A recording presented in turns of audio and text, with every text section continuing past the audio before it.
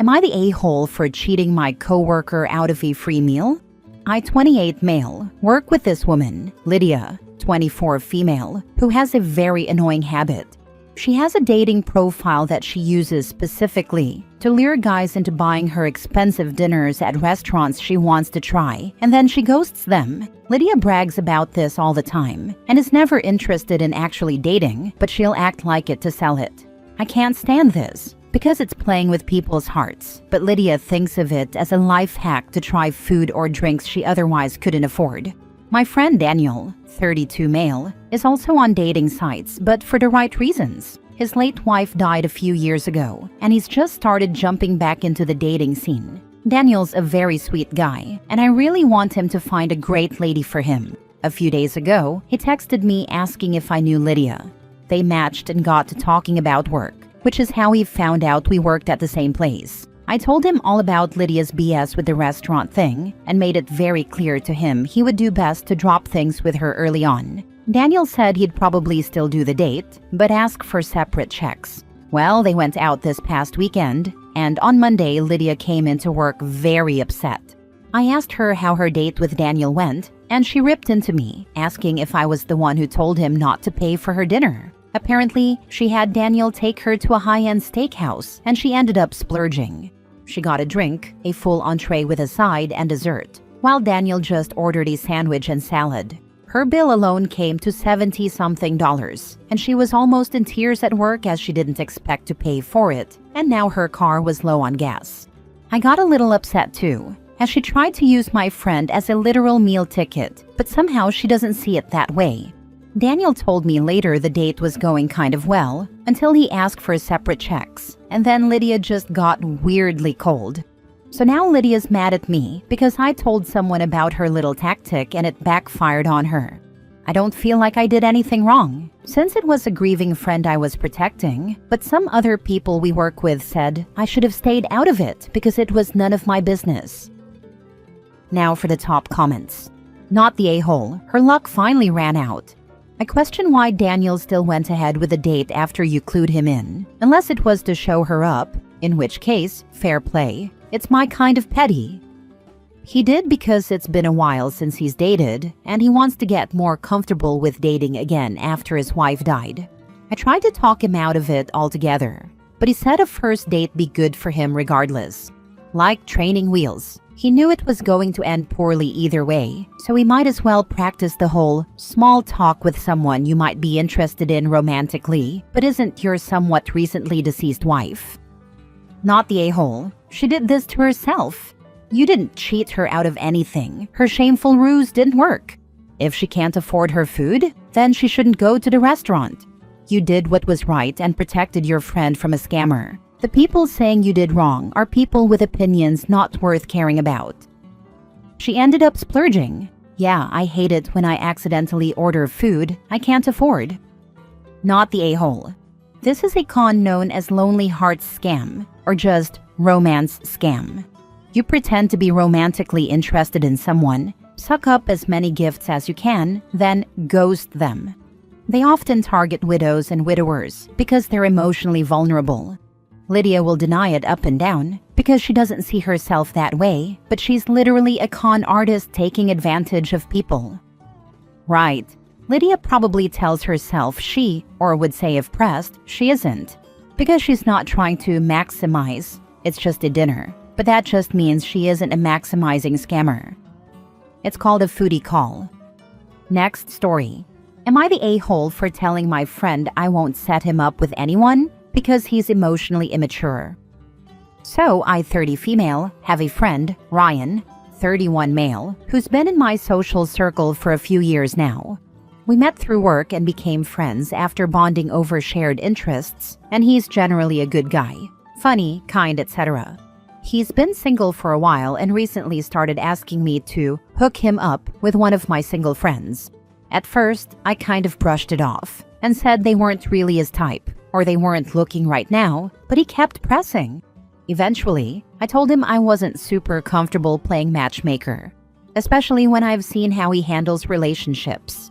For context, Ryan has a bit of a pattern. He jumps into things super fast, gets clingy really early on, like texting 24/7 and needing constant reassurance. And then when there's any sort of conflict or miscommunication, he either shuts down or spirals into guilt-tripping behavior. He's admitted he has some abandonment issues, which he's working on, but from what I've seen, he hasn't really done much besides acknowledge them. I've had female friends tell me his past dates were emotionally exhausting. So I was honest with him and said, "Look, I care about you, but I don't feel comfortable setting you up with someone I care about when I think you still have some emotional stuff to work through." Well, he got really offended, said I was judging him, and basically called me fake for being his friend, but thinking so little of him. I told him that being honest was me being a friend, and that I'd rather be straight with him than set up a situation where someone ends up hurt or awkward. He hasn't responded to me since, and now I'm wondering if I was too harsh or out of line. I genuinely didn't mean it in a mean way, but maybe I should have just lied or kept it vague. Am I the a-hole? Not the a-hole. You were honest and upfront, and I would have done the same thing probably.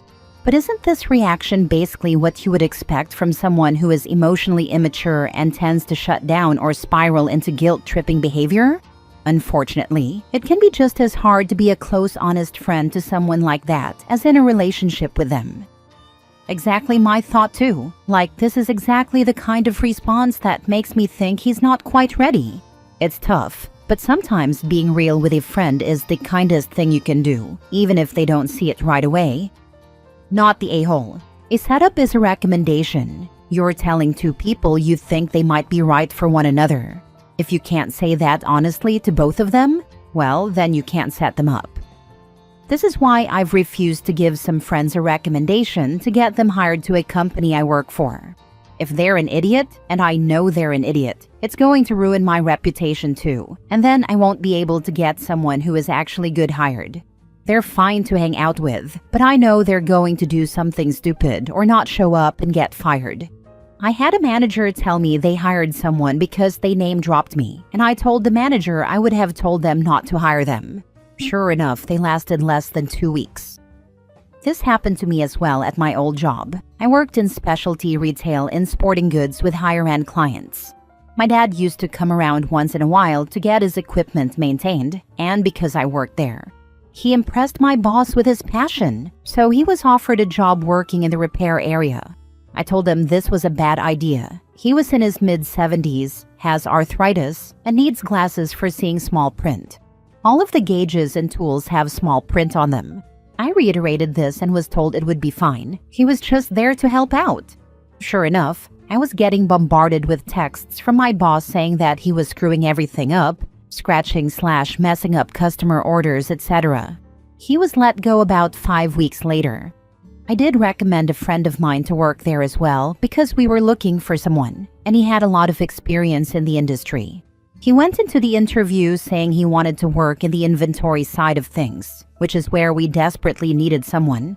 Instead, he was hired for a customer-facing role, despite his protests that he wasn't sure he was ready for that, certain anxiety issues he was working through. We already had more than enough customer-facing staff. Sure enough, he fell short in that role due to his mental health and was terminated within 2 months during his probationary period. Long story even longer, my old bosses were great guys but horrible businessmen. They relied on word of mouth, friends, and old coworkers to keep the place afloat. Next story. Am I the a-hole for telling my wife we either share our lotto winnings or we separate and I get half anyway? My wife and I are extremely fortunate to have won a decent amount of money from the lotto recently. It wasn't the top prize, but it was enough to pay off our sizable mortgage and still have some left over for vacations. The mortgage was by far our biggest weekly cost. And with that gone, we could both comfortably cut our hours back at work to only school hours and spend more time with our kids. This was always a daydream we spoke about when we bought lotto tickets. I assumed this is what we would both do. When we got the money and paid off our house, everything almost immediately turned bad. My wife started talking about how amazing it was going to be to finally not have to work anymore. I was blindsided by this. Even with the mortgage gone, we would still have to work at least school hours to keep our current standard of living, and on my salary alone, things would be tight. I asked if she was serious, and she said of course, it was her ticket and she gets to decide. This is BS because we both bought lotto tickets before, and when we moved in together, we only bought one because two seemed like a waste of money.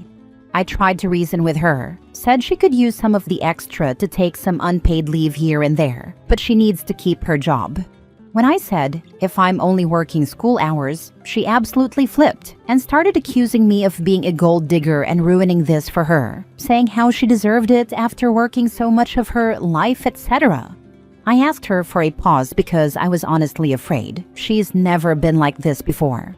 Over the next few days, we tried to have this conversation again, but she didn't budge an inch. When she said, well, it doesn't matter now because I'm putting in my notice at work, I lost it and told her I'm not going through with this. If she's not going to share the winnings, which are under both of our names, I'll divorce her and get half through the house, and therefore half the winnings anyway. This started another screaming match where she continued to call me a gold digger. I'm absolutely exhausted and lost. I feel like my wife has been replaced by an imposter. I would have preferred not winning if I knew this was going to happen. Now for the top comments. The good news is that you can afford the divorce. The bad news is that the attorneys will be going on your vacation.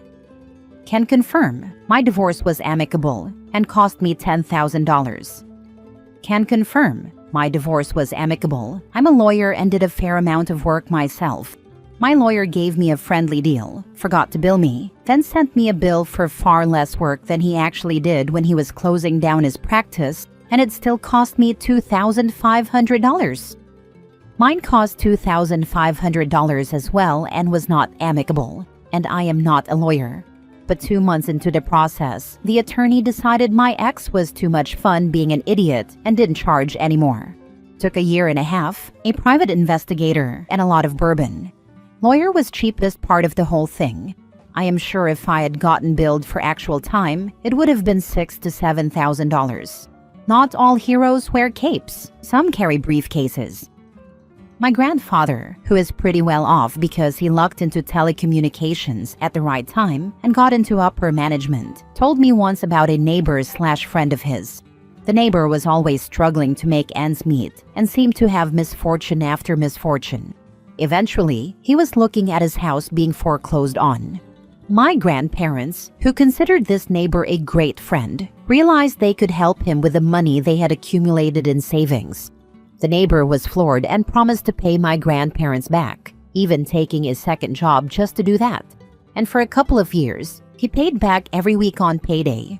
The amount varied, but like clockwork, he'd get home on Friday and his first stop was handing over cash to my grandfather. Then he and his wife won the lottery. It was the grand prize. My grandfather said it was north of $1 million. Within days, they had brand new cars, a boat, a brand new RV, had their house repainted and a new roof put on. And I believe they quit their jobs. Andy stopped paying my grandfather back. Once he had money, he started spending like it was infinite. My grandfather once asked him about it, and he got waved off. The neighbor saying, Yeah, I haven't forgotten about you, but let me have a little fun. They took elaborate vacations, went out to eat every day for lunch and dinner, and bought cars for their kids. In just over a year, they had blown through every cent. The neighbor sheepishly walked up to my grandfather and said they had just gotten their property tax bill, and he was a little short. Grandfather just shook his head and turned away. He said sometimes it's worth losing money to get rid of bad people in your life. I always say, if you lend a friend $20 and he disappears or never pays you back, it's money well spent. Last story. Am I the a-hole for keeping a relationship with my brother's ex-wife when they have 2 kids together? My brother was married to his wife for 14 years, and they have 2 boys together, 10 and 12. Their marriage struggled a lot, but they made it last for that long. I became super close with his wife, and she was a wonderful wife and mother to him. I know for a fact my brother cheated on her in the past, even though he won't admit it to me. I'm also 99% sure he left his wife for his current girlfriend, although he won't admit that either.